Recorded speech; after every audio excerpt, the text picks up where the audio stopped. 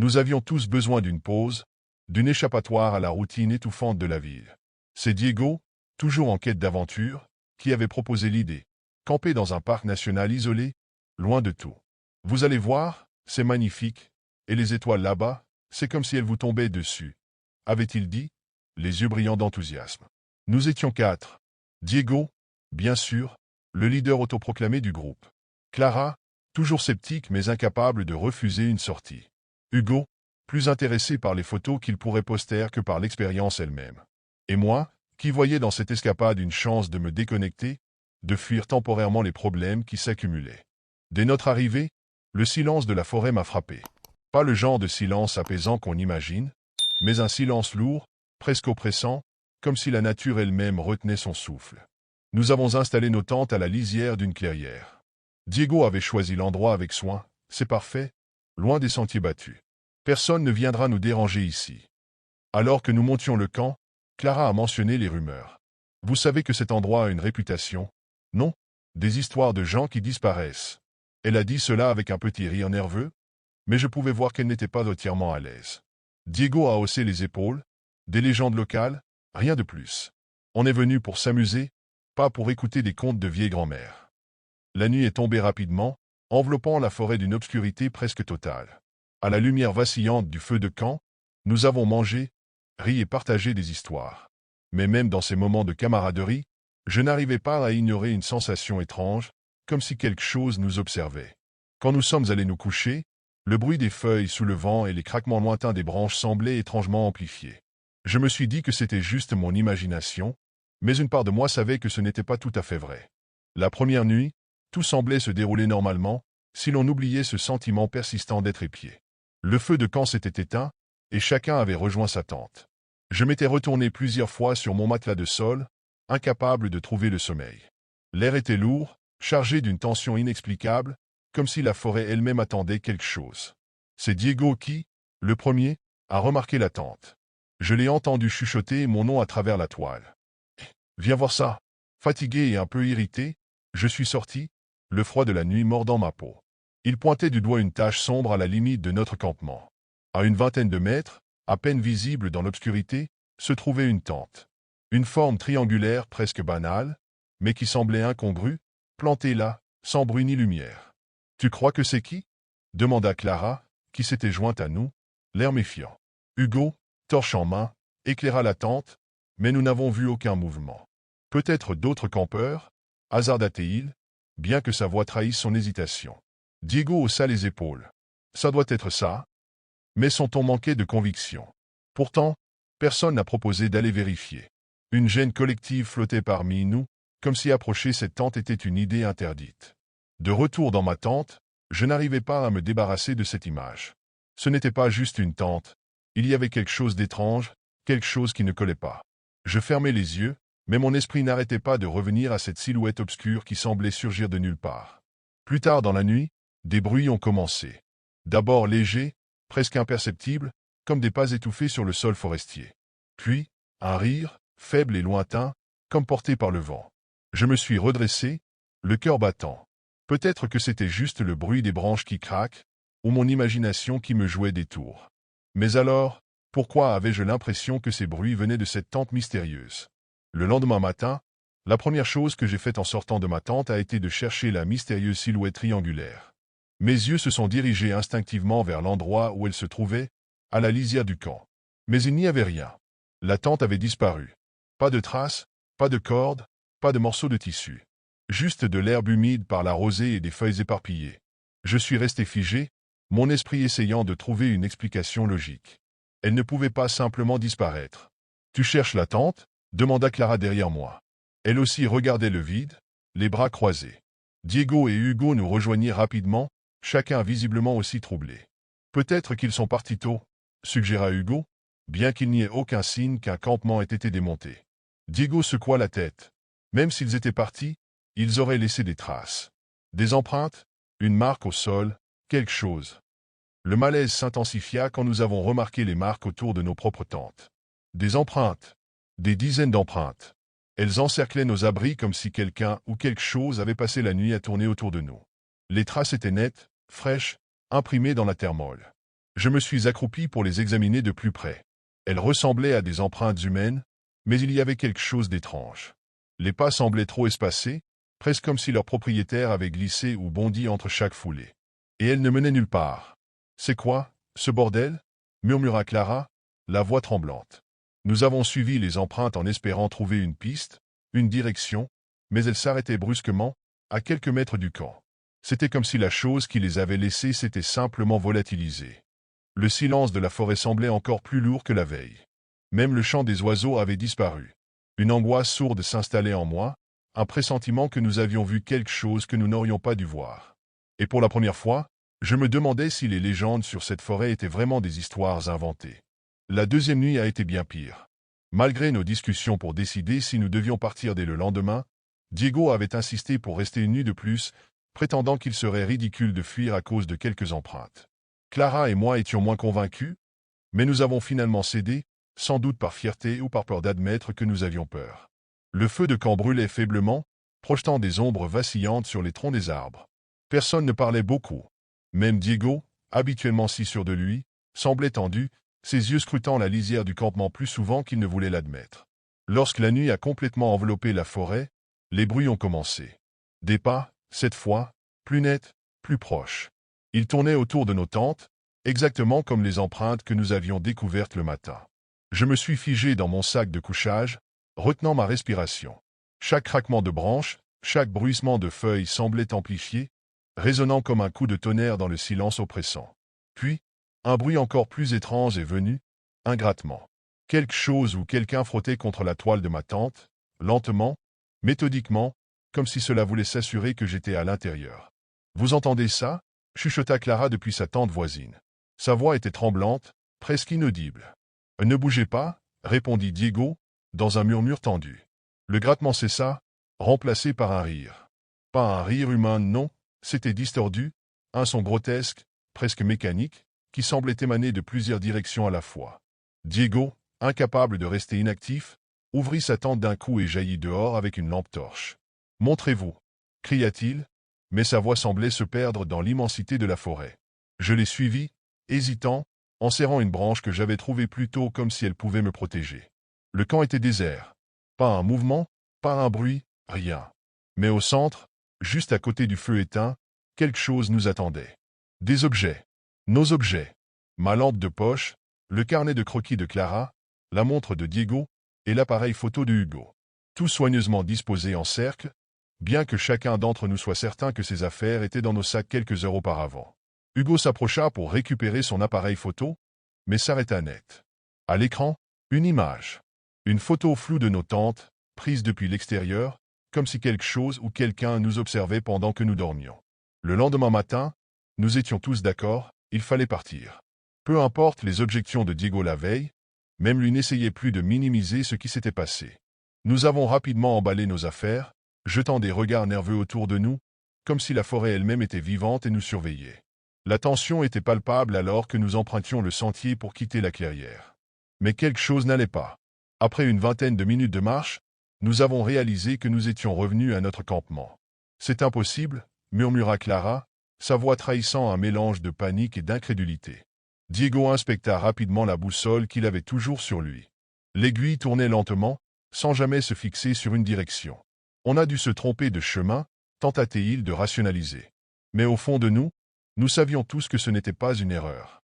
Nous avons essayé une autre direction, puis une troisième. Chaque fois, après plusieurs minutes, nous nous retrouvions au même endroit.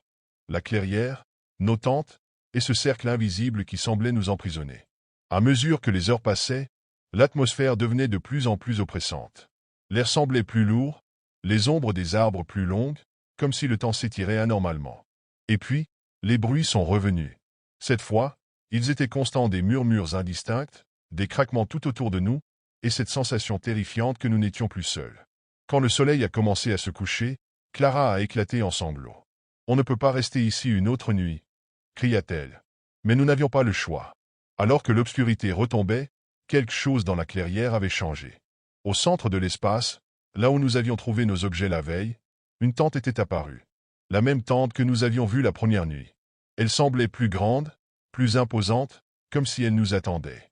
Diego, résolu à en finir, s'approcha, malgré nos supplications pour qu'il reste. Je vais voir ce qu'il y a à l'intérieur. Quand il ouvrit la tente, un cri étranglé s'échappa de sa gorge.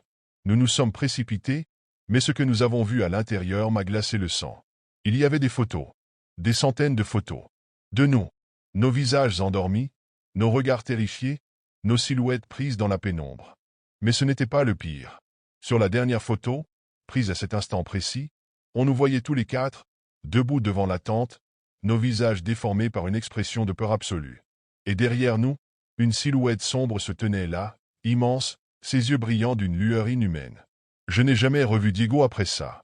Tout ce dont je me souviens, c'est avoir couru, sans savoir où j'allais, jusqu'à ce que je me réveille au bord d'une route, seul. Je ne sais pas comment j'ai échappé à cette forêt, ni pourquoi j'ai été épargné. Mais je sais une chose, cette tente, cette clairière, ne sont pas de simples légendes. Et ceux qui s'aventurent trop loin dans ces bois, ne reviennent jamais les mêmes. Tout a commencé lors d'un week-end que nous avions planifié depuis des mois. Un petit groupe d'amis, un lac isolé, et la promesse de nuits étoilées loin du tumulte de la ville. Je me souviens encore de l'excitation qui m'habitait alors que nous installions les tentes à la lisière de la forêt, tout près de l'eau. Le lac était immense, sa surface noire et lisse comme du verre, reflétant la lumière de la lune. On aurait dit qu'il s'étendait à l'infini. J'étais avec Clara, ma meilleure amie, et nous avions décidé de rester éveillés un peu plus tard que les autres ce soir-là. La forêt était silencieuse, mais pas dans le sens apaisant qu'on pourrait imaginer. C'était un silence lourd, presque oppressant, comme si quelque chose dans les arbres retenait son souffle. La seule chose que l'on entendait, c'était le clapotis de l'eau contre le rivage, de temps à autre, le cri lointain d'un oiseau nocturne. Nous avions emporté une vieille canne à pêche empruntée parmi le matériel du campement et nous étions assis sur un rocher plat qui surplombait le lac. « Imagine si on attrapait quelque chose », m'avait dit Clara en riant, sa voix légèrement plus forte que d'habitude, comme si elle essayait de briser la tension qui régnait. J'avais haussé les épaules en souriant, mais je sentais, au fond de moi, que quelque chose n'allait pas. Chaque fois que je regardais l'eau, une étrange sensation me parcourait. C'était comme si le lac lui-même me fixait, me jaugeait en silence. Pourtant, il n'y avait rien à voir. Pas de vagues, pas de mouvement, rien. Seulement cette étendue sombre et calme, presque trop parfaite pour être naturelle. Nous étions là, à scruter l'obscurité devant nous, quand cela a commencé. Au début, c'était si discret que j'ai pensé que je l'imaginais. Un murmure, à peine audible, semblait flotter au-dessus de l'eau. Je me suis figé, tendant l'oreille pour mieux entendre. « Tu as entendu ça » ai-je demandé à Clara, ma voix à peine un souffle. Elle a secoué la tête, absorbée par la ligne de pêche, mais quelques secondes plus tard, son visage s'est figé. Les murmures étaient de retour, cette fois un peu plus clairs, comme si plusieurs voix parlaient en même temps, juste sous la surface du lac. Ce n'était pas une conversation normale. Il y avait quelque chose d'étrange dans ces voix, comme si elles étaient déformées, mêlées à l'eau. « C'est le vent » a proposé Clara, mais je pouvais entendre l'hésitation dans sa voix. Je voulais y croire, moi aussi, mais il n'y avait pas de vent. Tout autour de nous était immobile. Les arbres, l'eau, même l'air semblait figé. Et pourtant, ces murmures continuaient, s'intensifiant peu à peu. Mon cœur battait si fort que j'avais l'impression qu'il allait exploser. Je me suis levé, attrapant ma lampe torche d'une main tremblante. « Qu'est-ce que tu fais » m'a-t-elle demandé, sa voix trahissant enfin une pointe de panique. « Je veux juste voir » ai-je répondu, bien que je n'étais pas sûr de ce que je cherchais exactement. J'ai allumé la lampe et dirigé le faisceau vers l'eau. Ce que j'ai vu m'a glacé le sang. Juste sous la surface, un visage, pâle, immobile, avec des yeux grands ouverts qui semblaient me fixer. Je ne pouvais pas bouger, ni même respirer. Ce n'était pas possible. Ce visage, il n'aurait pas dû être là. Il n'était pas humain. Clara m'a tiré par le bras, me forçant à éteindre la lampe et à détourner le regard. « On s'en va. Tout de suite. » a-t-elle crié, sa voix tremblante. Je n'ai pas discuté. Nous avons couru comme des folles, laissant la canne à pêche et tout le reste derrière nous, avec les murmures qui semblaient nous suivre, se fondant dans l'obscurité oppressante du lac. Nous avons couru jusqu'au campement, nos pas résonnant dans le silence lourd de la nuit. Clara n'arrêtait pas de regarder derrière elle, comme si elle s'attendait à voir quelque chose sortir de l'eau, mais je n'osais même pas tourner la tête. Nos respirations étaient saccadées, nos cœurs battant à tout rompre. En arrivant à la tente, j'ai voulu crier, raconter ce que j'avais vu, mais ma voix se coinça dans ma gorge. Clara a frappé à la porte des autres tentes, réveillant tout le groupe, mais les réactions étaient loin de ce que nous attendions. Qu'est-ce qui se passe? Nous avons cru que vous plaisantiez. Vous avez vu un poisson? Non. C'est sûrement ça, une illusion, ou peut-être un reflet de la lune, a dit Julien, en rigolant et se repliant dans sa couverture. Mais nous étions loin de rire. J'ai essayé de leur expliquer, de leur dire que c'était bien plus que ça, mais ils secouaient la tête, s'amusant de notre terreur. Non. Mais sérieusement, vous avez vu quoi exactement? A demandé Sophie, visiblement agacée. Vous êtes juste un peu nerveuse, c'est tout. Clara et moi avons échangé un regard. Je pouvais voir la peur dans ses yeux, mais elle ne voulait pas céder. Pourtant, à l'intérieur, nous étions toutes les deux secouées par ce que nous avions vu. Un visage sous l'eau. Immobile. Nous ne pouvions pas l'inventer. Puis, soudainement, un bruit étrange, lourd, comme si quelque chose était tombé dans l'eau, s'est fait entendre derrière nous. Nous avons tous sursauté. Le bruit était net, presque comme un éclat. Mais lorsque nous avons tourné la tête vers le lac, il n'y avait plus rien, seulement l'obscurité. C'est rien, ai-je marmonné. Mais en réalité, je savais que ce n'était pas rien. Ce bruit n'était pas naturel. Et le regard que j'avais croisé sous l'eau, ce n'était pas une hallucination. Nous avons essayé de nous calmer, de rationaliser, mais il y avait cette sensation persistante, lourde, comme si quelque chose nous observait depuis les ténèbres. Le sentiment d'être observé, mais pas par des yeux humains. Le matin est venu lentement, baignant le campement dans une lumière blafarde qui n'arrivait pas à dissiper l'angoisse qui pesait sur nous. Lorsque nous avons ouvert les yeux, tout semblait étrangement calme, mais cette tranquillité était presque plus effrayante que la nuit elle-même. Il n'y avait pas de rire, ni de discussion comme d'habitude. Les autres semblaient réticents à faire quoi que ce soit, comme si, eux aussi, ressentaient cette gêne palpable. En sortant de la tente, j'ai vu que le lac, d'une calme inquiétante, était toujours là, figé sous le ciel gris. Mais il y avait quelque chose de décalé. Le bateau que nous avions utilisé la veille, amarré au quai, n'était plus là. Un frisson m'a parcouru l'échine. Il est tout le bateau? Ai-je demandé, ma voix tremblante. Les autres se sont précipités à l'endroit où il aurait dû être, et là, un silence lourd a envahi l'air. Le bateau était là, mais pas à sa place. Il flottait au milieu du lac, dérivant lentement, sans personne dedans. C'est bizarre, a murmuré Julien, s'avançant prudemment vers le bord du lac. Nous avons tous observé, choqués. Personne n'avait pris le bateau, personne ne l'avait utilisé après notre fuite nocturne. Mais là il était, dérivant lentement, comme s'il était là depuis des heures. Nous avons mis du temps à l'amener de nouveau sur la rive. Il n'y avait aucune trace de son utilisation, aucune explication rationnelle. Mais quelque chose n'allait pas. Le bois du bateau était couvert de marques étranges, comme si quelque chose ou quelqu'un avait griffé sa surface. Des lignes profondes, irrégulières, qui semblaient avoir été faites avec une force surhumaine. Je sentais mes mains trembler en touchant le bois. Lorsque nous avons finalement retourné le bateau, l'intérieur était vide, à part une grande flaque d'eau sombre et visqueuse, qui sentait étrangement, terreuse. Une sensation de malaise m'a envahi. Mais ce n'était pas tout. Il y avait des traces de boue, des empreintes qui semblaient avoir été faites par quelque chose de lourd et de mouvant, comme si quelqu'un ou quelque chose avait marché dans le bateau. Il doit y avoir une explication, a dit Sophie, mais sa voix trahissait une inquiétude qu'elle ne pouvait plus cacher. Elle avait vu ce que nous avions vu, et même si elle ne voulait pas l'admettre, elle savait, tout comme nous, que ce n'était pas normal. Les yeux de Clara cherchaient partout, comme si elle attendait que quelque chose surgisse du lac. Mais il n'y avait que l'eau noire et calme, qui semblait tout avaler sur son passage. Les murmures de la veille étaient partis, mais ils avaient laissé derrière eux un vide lourd, comme si l'air lui-même était chargé de secrets. La journée s'est écoulée, mais l'atmosphère était oppressante. L'air semblait plus dense, chaque mouvement, chaque bruit, provoquait un sursaut. Clara et moi n'arrêtions pas de nous regarder, comme si nous avions peur de dire ce que nous pensions à haute voix, mais nous savions qu'il n'y avait aucun doute.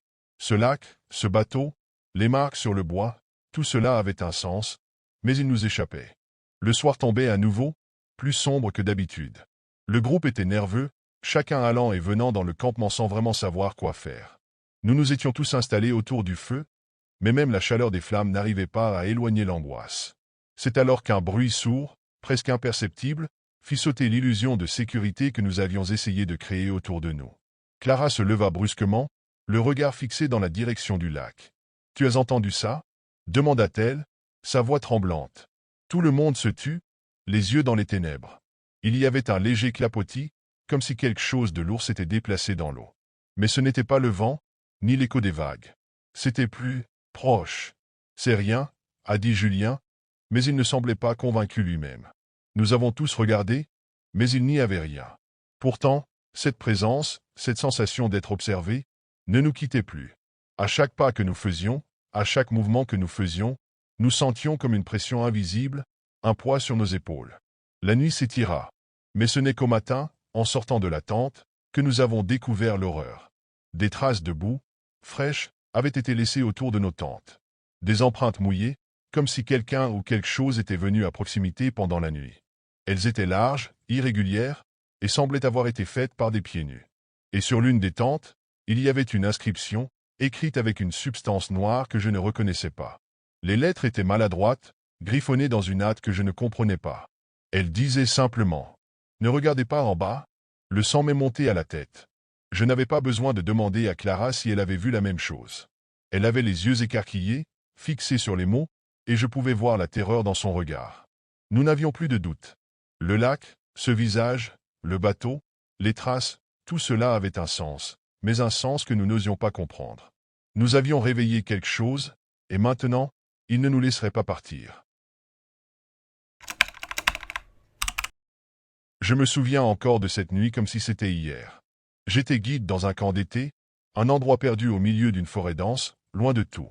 Ce n'était pas ma première saison là-bas, et j'avais toujours aimé l'atmosphère de cet endroit, l'odeur des pins, le chant des grillons, et ce sentiment d'isolement presque magique. Mais cette nuit-là, quelque chose d'autre flottait dans l'air, une sorte de silence inhabituel qui m'a immédiatement mis mal à l'aise.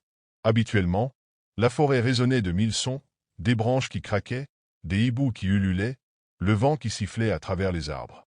Mais pas ce soir-là. Tout était étrangement calme, comme si la nature elle-même retenait son souffle. J'avais pris l'habitude de faire une ronde tous les soirs, passant de cabane en cabane pour m'assurer que les enfants dormaient bien et que tout était en ordre. C'était une tâche routinière, presque apaisante. Pourtant, ce soir-là, chaque pas me semblait plus lourd, chaque ombre plus menaçante. La lumière de ma lampe torche semblait incapable de percer l'obscurité épaisse de la forêt, et je ne pouvais m'empêcher de sentir un poids inexplicable sur mes épaules. Alors que je m'approchais de la dernière cabane, une sensation étrange m'a submergé.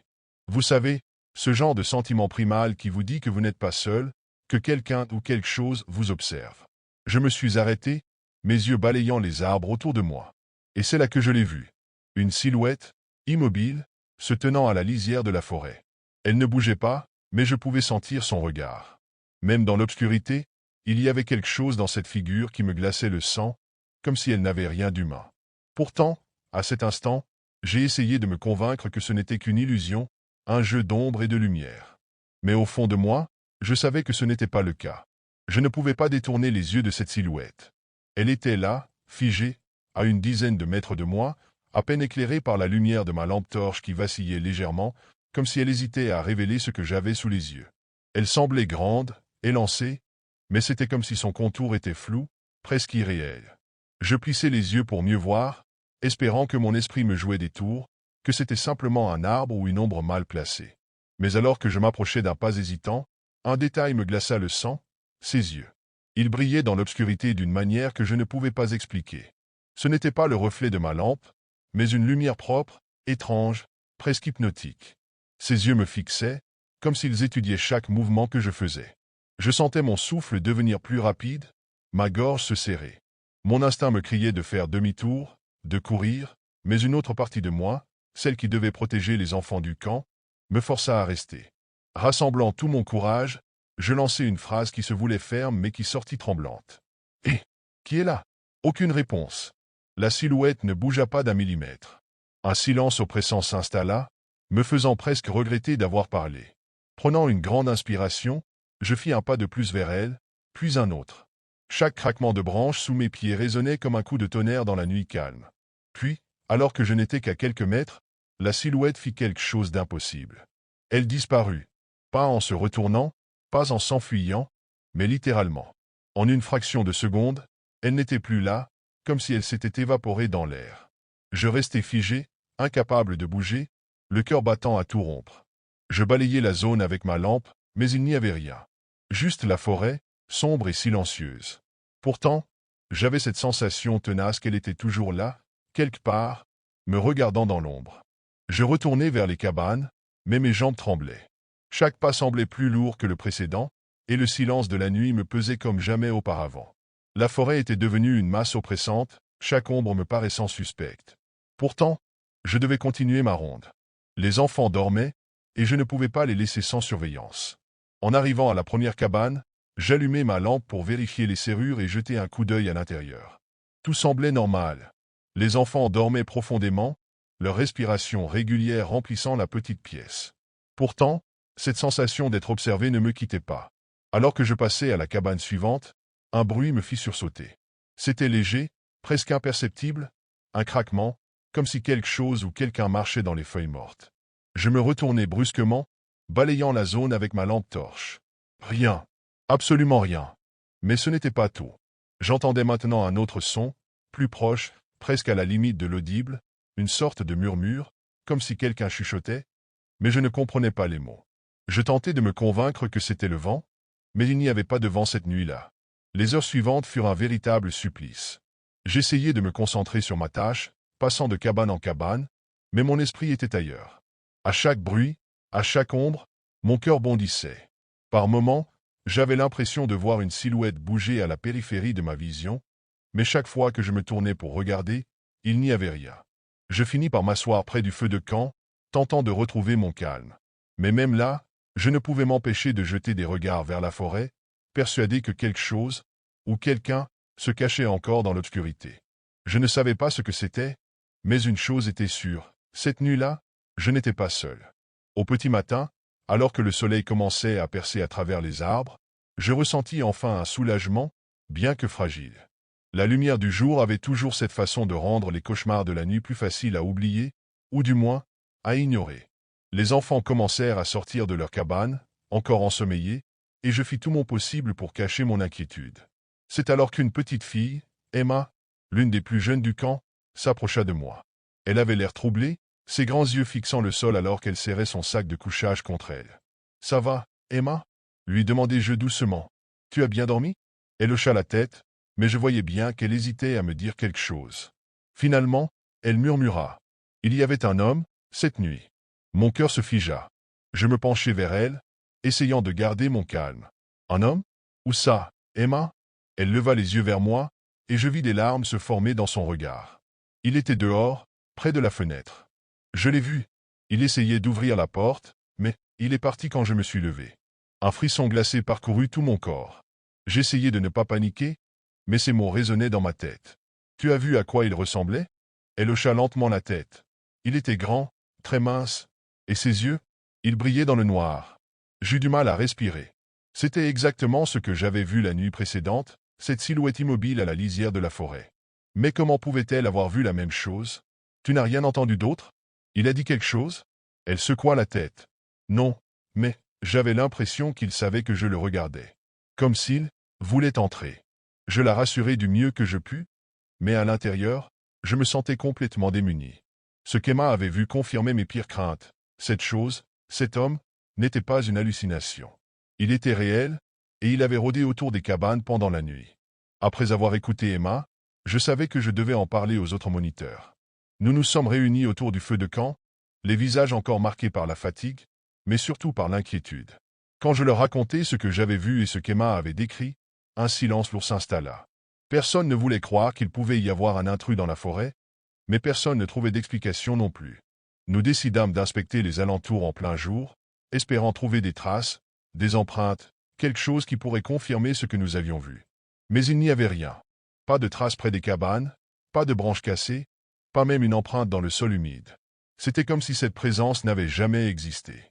Malgré tout, les responsables du camp décidèrent de ne pas prendre de risques. Le camp fut suspendu, et les enfants furent renvoyés chez eux dès le lendemain.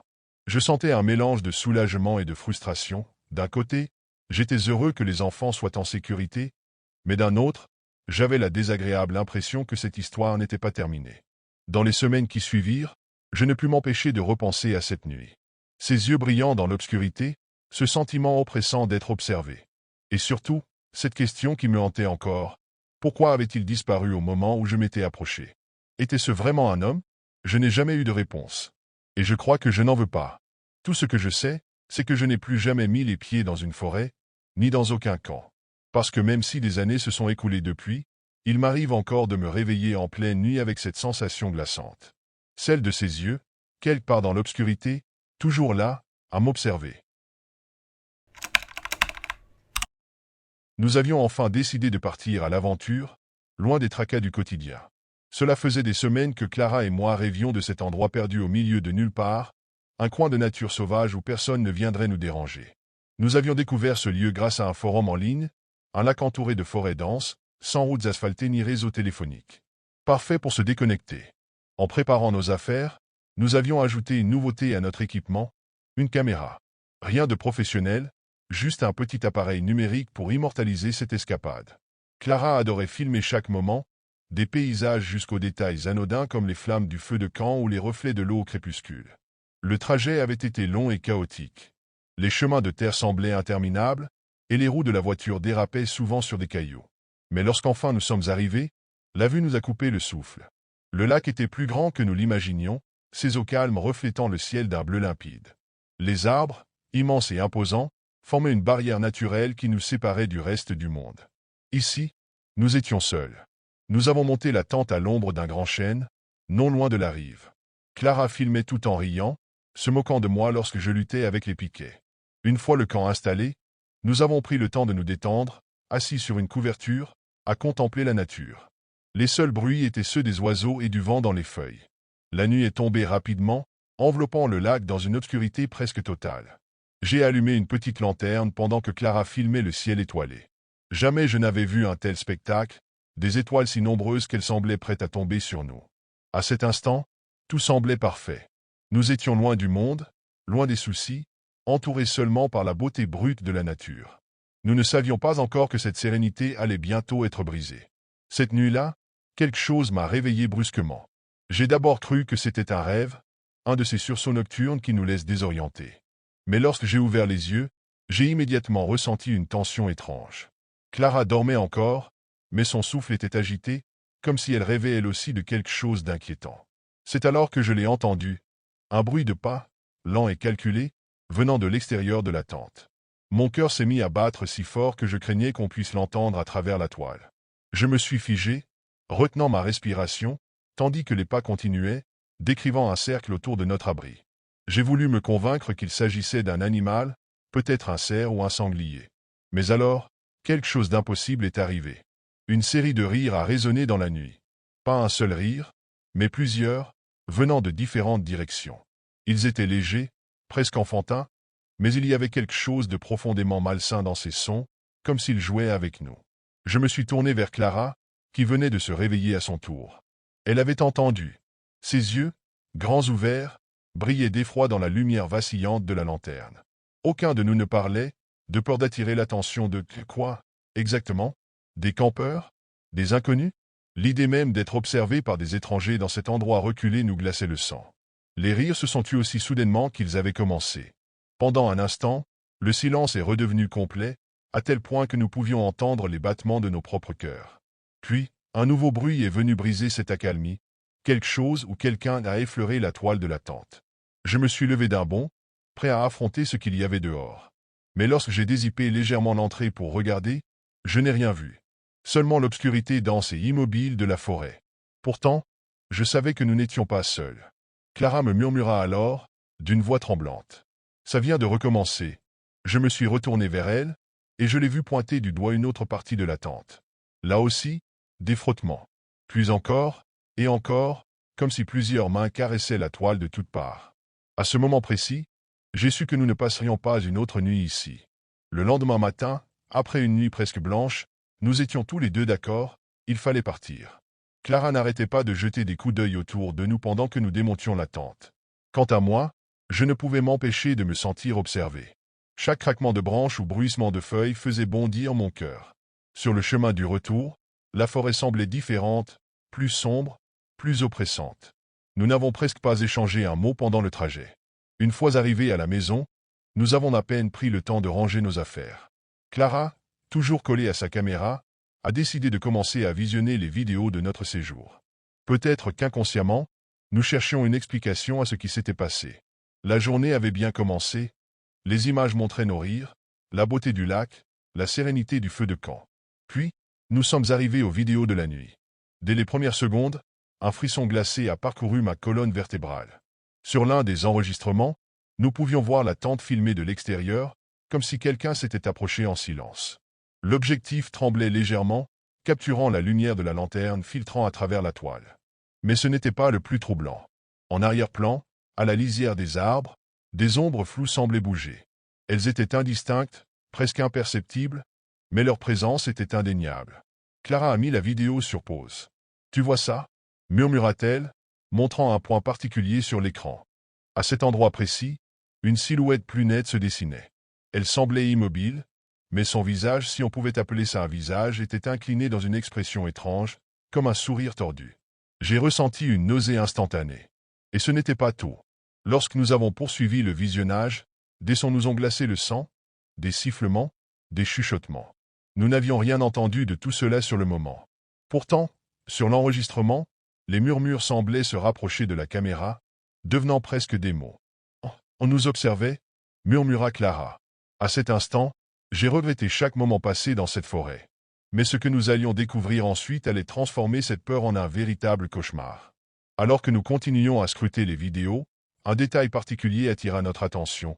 Une autre séquence que nous n'avions pas remarquée au départ. C'était une vidéo prise dans la nuit, probablement après que nous nous soyons endormis. Clara et moi étions allongés dans la tente, profondément endormis, mais la caméra tournait toujours. Au début, l'image était floue, tremblante, comme si la caméra avait été déplacée brusquement. Puis, la vision se stabilisa, et nous avons vu quelque chose de inimaginable. La tente était presque entièrement plongée dans l'obscurité, mais il y avait une lueur étrange qui semblait provenir de l'intérieur, comme si une lumière pâle et déformée s'échappait des recoins sombres de la toile. C'était subtil, à peine visible, mais si vous regardiez attentivement, vous pouviez voir les contours flous de figures mouvantes. Je me suis figé en voyant ça. Clara aussi, elle n'osait même plus respirer. On ne comprenait pas. Comment la caméra avait-elle filmé ça? Nous étions seuls, personne n'était censé être là. C'est à ce moment-là qu'un son étrange se fit entendre dans l'enregistrement, un chuchotement. Les mots étaient indistincts, mais on aurait dit que quelqu'un, ou quelque chose, murmurait dans un souffle, comme une voix rauque et grinçante. Clara s'est empressée de mettre le son à fond. « Regarde, tu vois ?» dit-elle, presque hors de la réalité. La caméra, elle, continuait à capter des mouvements lents à travers l'intérieur de la tente, mais c'était pire encore que tout ce qu'on avait pu imaginer. Dans l'une des images les plus nettes, une forme indistincte se penchait au-dessus de nous, flottant juste au-dessus de nos corps endormis. Son visage, bien que flou, était terriblement proche de l'objectif, et j'ai cru voir deux yeux, noirs et sans vie, nous fixer avec une intensité glaciale. Une sueur froide m'a envahi. Clara s'est levée précipitamment, éteignant la télévision d'un geste brusque. Mais le mal était déjà fait, la peur qui montait en nous était palpable, et je pouvais voir son regard inquiet. Elle ne voulait pas le dire, mais je le savais, quelque chose d'étrange, d'inexplicable, nous avait suivis. Mais la vraie horreur était encore à venir. En voyant que la vidéo touchait à sa fin, je m'apprêtais à tout éteindre et à tenter de chasser cette sensation de malaise. Mais juste avant que le fichier ne disparaisse, un nouveau clip est apparu. Il n'y avait rien de familier. C'était une vidéo, faite pendant que nous dormions. Et cette vidéo, je n'avais aucune explication pour elle. Le cœur battant, j'ai regardé Clara. Elle n'osait même pas toucher la télécommande. Nous étions tous les deux figés, les yeux rivés sur l'écran, incapables de comprendre ce qui venait de se produire. Comment cette nouvelle vidéo avait-elle pu apparaître sur le même fichier, alors que nous n'avions rien enregistré depuis notre arrivée à la maison? La vidéo montrait l'intérieur de la tente, exactement comme les précédentes, avec nous deux endormis. Mais cette fois, il y avait quelque chose d'étrange. Le son était faible, à peine audible, mais il y avait des bruits de frottement, comme si quelqu'un, ou quelque chose, se déplaçait autour de nous. Un souffle, lent et saccadé, pouvait être entendu, semblant s'approcher de la caméra. Puis, dans l'ombre, j'ai vu une silhouette, encore floue au début, mais elle se dessinait peu à peu. Un visage, très proche de l'objectif, presque au point de le toucher. Le visage semblait humain, mais déformé, rongé par une sorte de folie. Ses yeux étaient complètement noirs, comme deux puits sans fond. Le plus terrifiant, c'était que cette forme semblait nous observer, comme si elle attendait le bon moment pour faire son mouvement. Un frisson glacé m'a parcouru l'échine. Clara était pétrifiée, les yeux écarquillés, ses lèvres tremblantes. Mais ce n'était pas le pire. Ce qui m'a littéralement paralysé, c'était ce que j'ai vu ensuite. La silhouette s'est doucement penchée vers moi, une main s'est posée sur mon épaule, invisible à l'œil nu, mais clairement captée par la caméra. On pouvait voir les draps bouger, comme si une pression avait été exercée sur eux, bien que personne n'ait été là. Clara a crié, d'une voix étouffée. « C'est impossible. Ce n'était pas nous ?» Elle a éteint brusquement l'écran, mais même dans l'obscurité, l'image de cette main persistait dans mes pensées.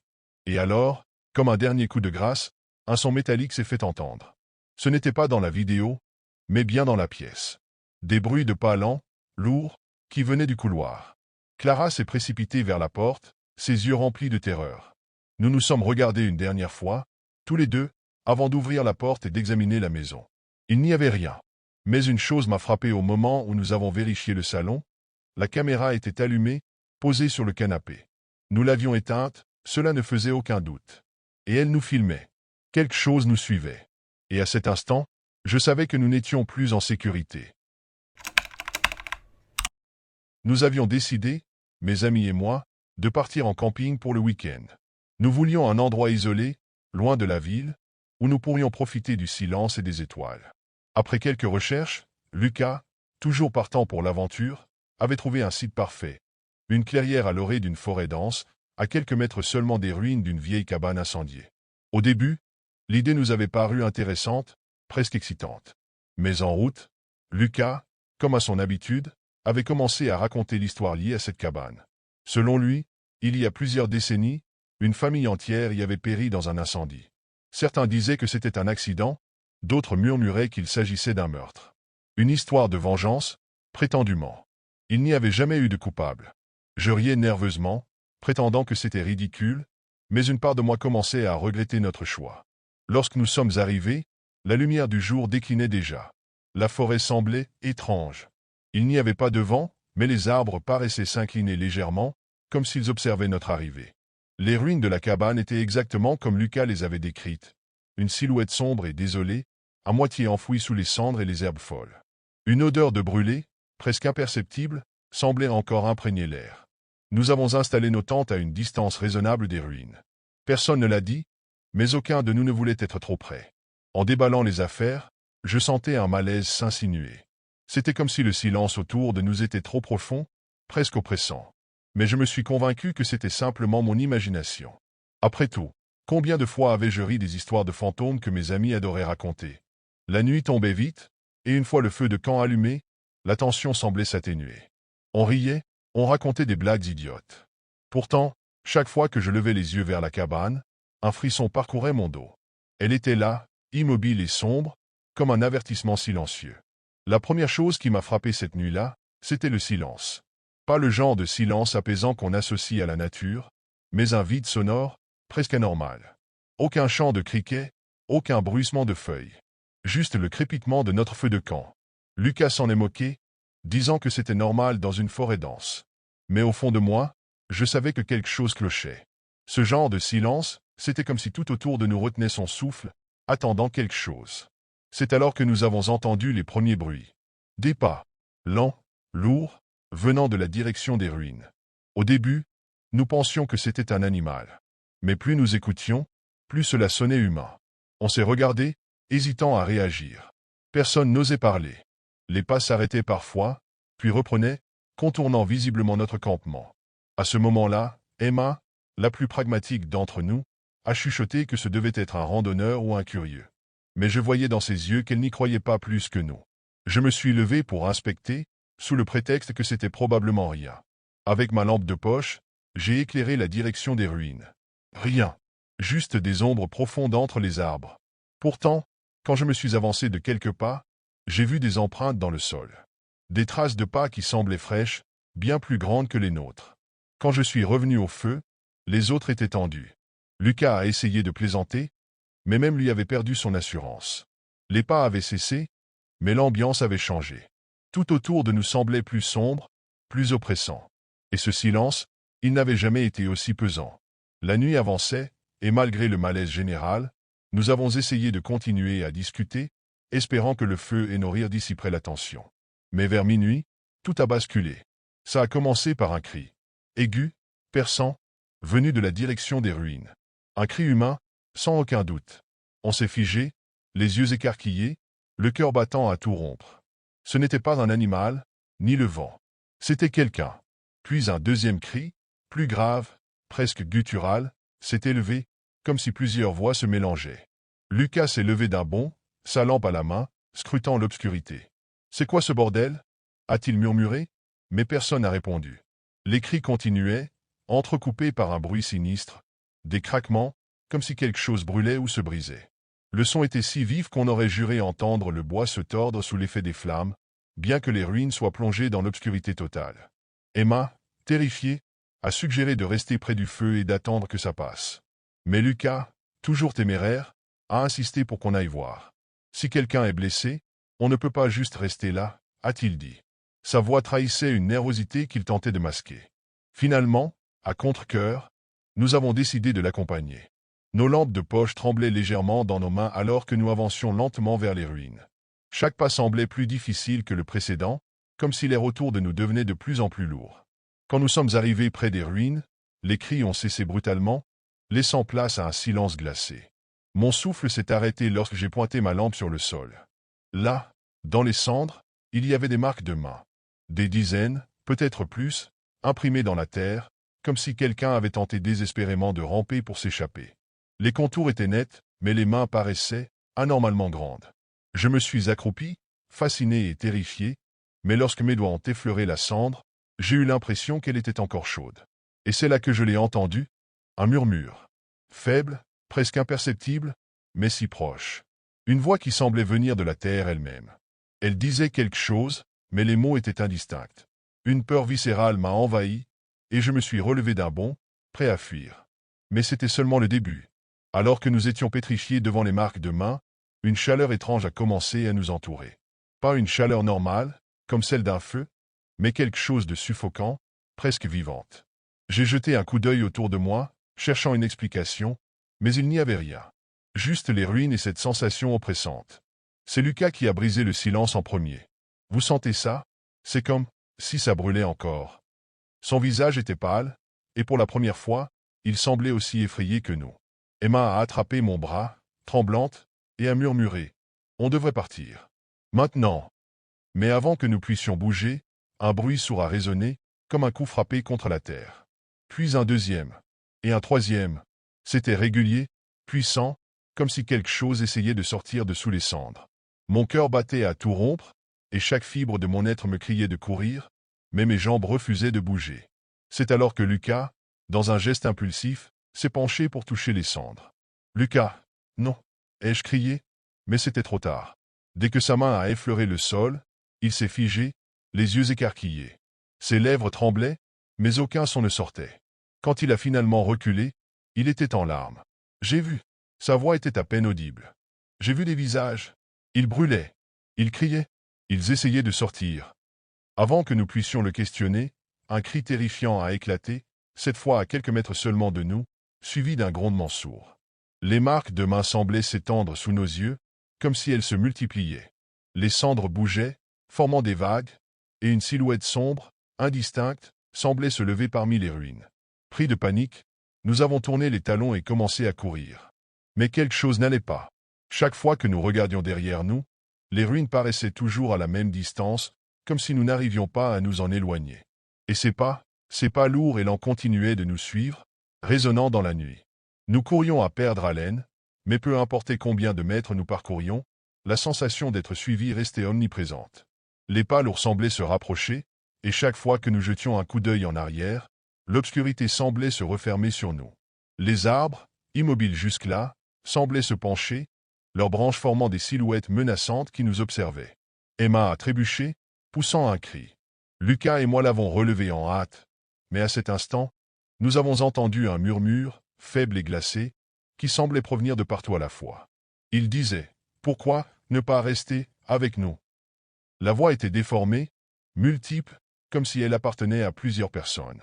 La clairière est enfin apparue devant nous, et avec elle, notre campement et le feu qui vacillait encore. Sans réfléchir, nous nous sommes précipités vers nos affaires. Lucas criait qu'il fallait partir immédiatement, mais quand nous avons atteint nos sacs, le feu s'est éteint d'un coup, plongeant tout dans une obscurité totale. Le silence était absolu. Pas un bruit, pas un souffle de vent.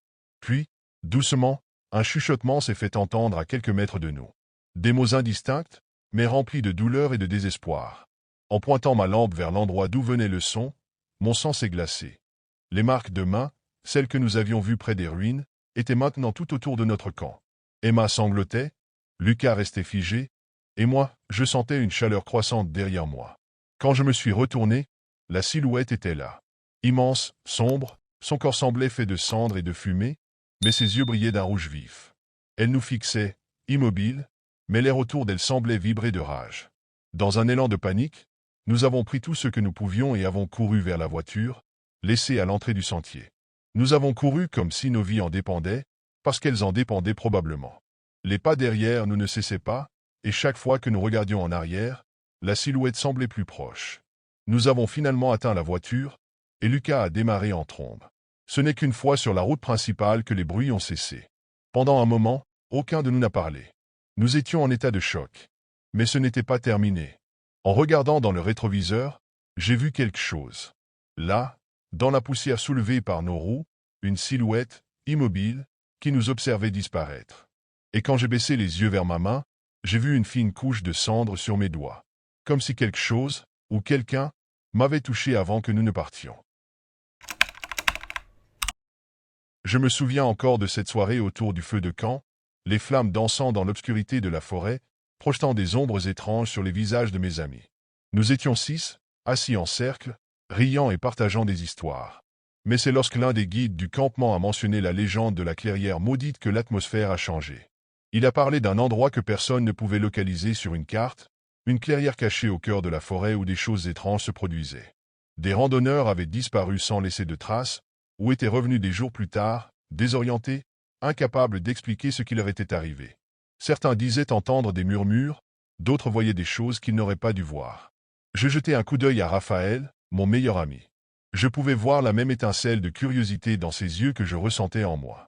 L'idée d'explorer une partie de la forêt encore inexplorée, interdite, exerçait une étrange fascination. Pourtant, le guide avait été clair, il ne fallait pas s'aventurer hors des sentiers balisés.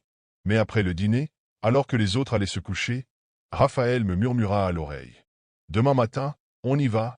Non, juste pour jeter un œil. » Je savais que c'était une mauvaise idée. Tout en moi me disait de rester sur mes gardes. Mais l'excitation et l'envie d'aventure étaient trop fortes. Alors, j'ai simplement hoché la tête. Le lendemain matin, Raphaël et moi avons quitté le canto, bien avant que les autres ne se réveillent. Le soleil commençait tout juste à percer à travers les arbres, projetant une lumière dorée sur les sentiers.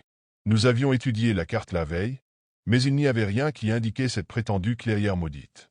Pourtant, Raphaël semblait convaincu qu'en prenant un chemin secondaire que nous avions repéré plus loin, nous pourrions la trouver. Au début, tout semblait normal. Le sentier était étroit mais clair, bordé de fougères et de buissons.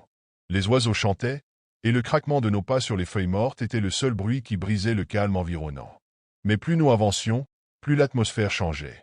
Les arbres semblaient plus denses, leurs branches formant un plafond presque oppressant au-dessus de nous. Le chant des oiseaux s'était estompé, remplacé par un silence lourd, comme si la forêt elle-même retenait son souffle.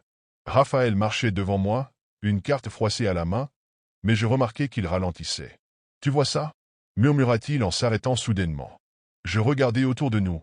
Sur l'écorce de certains arbres, il y avait des marques étranges, comme des griffures profondes ou des symboles gravés. Je me sentis mal à l'aise, mais Raphaël haussa les épaules. « Probablement des campeurs qui s'amusent, dit-il, mais sa voix manquait de conviction. Nous continuâmes à avancer, mais quelque chose clochait. La pente du sentier semblait différente de ce que nous avions remarqué en arrivant. Les virages devenaient plus prononcés, et, à un moment, je jurai que le chemin derrière nous avait changé.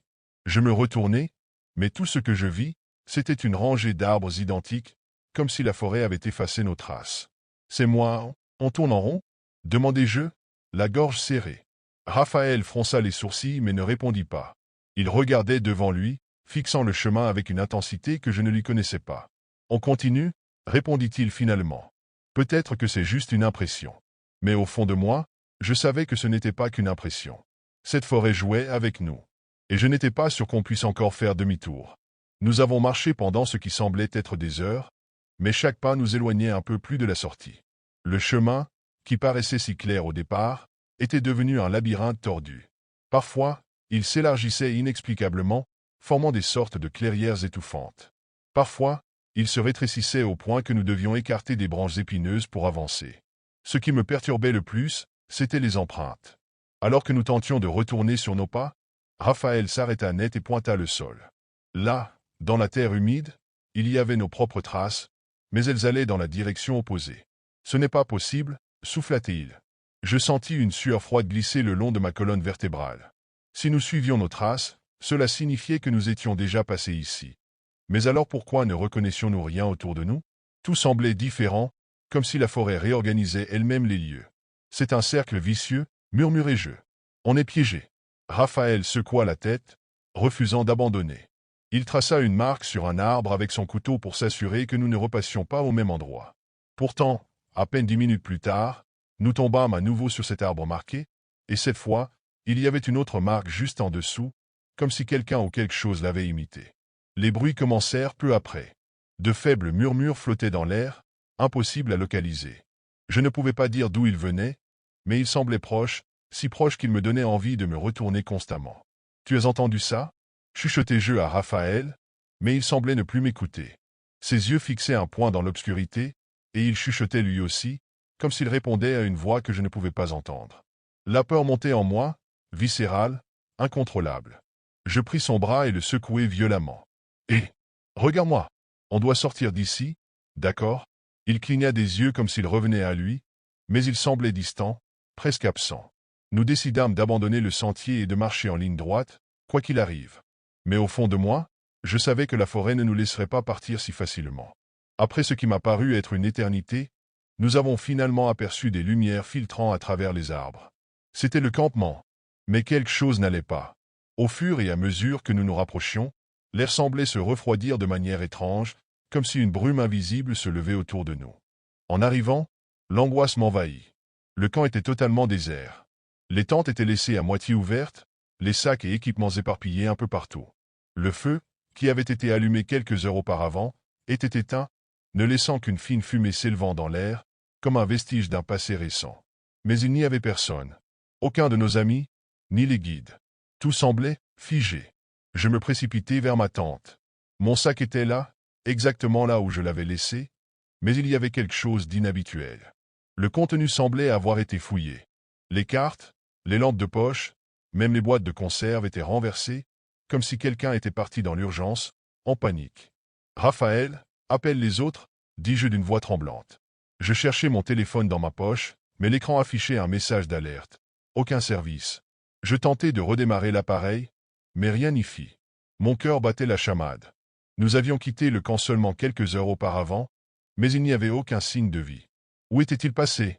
Où est tout le monde? Répéta Raphaël, sa voix tremblante. Il semblait aussi perdu que moi.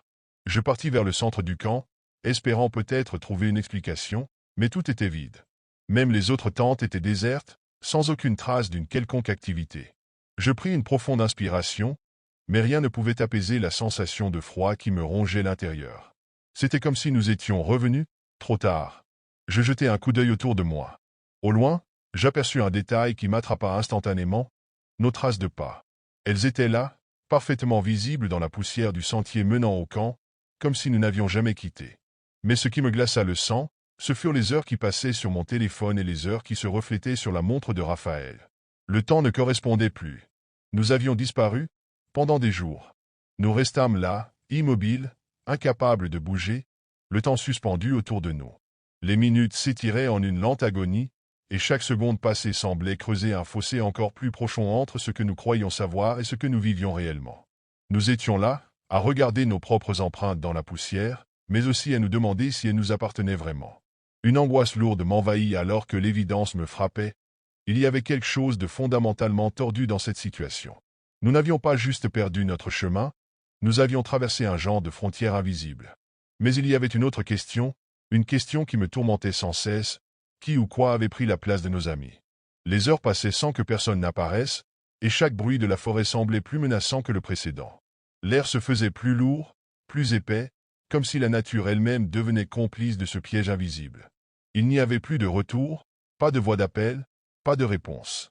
Juste un silence effrayant, dévorant tout sur son passage. Nous avions beau chercher, crier, notre appel se perdait dans cette forêt sans fin, comme englouti par un gouffre insondable.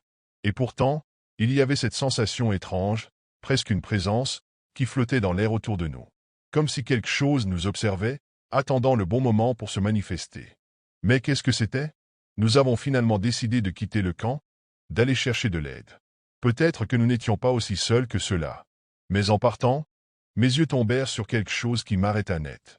Non loin, dans un buisson, se trouvait un autre sac, presque caché sous des branches. Je m'en approchai lentement, l'esprit plein d'appréhension. Ce sac, il ressemblait exactement à celui de l'un de nos amis disparus. Mais il était aussi vide. Pas un seul signe de vie. À cet instant, une pensée me traversa l'esprit. Et si tout cela n'était qu'une illusion, un tour joué par la forêt elle-même? Peut-être que ce que nous croyions être des heures était en réalité des jours, et que nous étions devenus les fantômes de notre propre histoire, condamnés à errer, piégés dans un autre temps. Un temps que la forêt, d'une manière ou d'une autre, avait volé à notre perception. Il était déjà trop tard pour comprendre ce qui s'était vraiment passé. Nous étions seuls. Ou peut-être pas. Mais, en fin de compte, je ne savais plus quoi croire.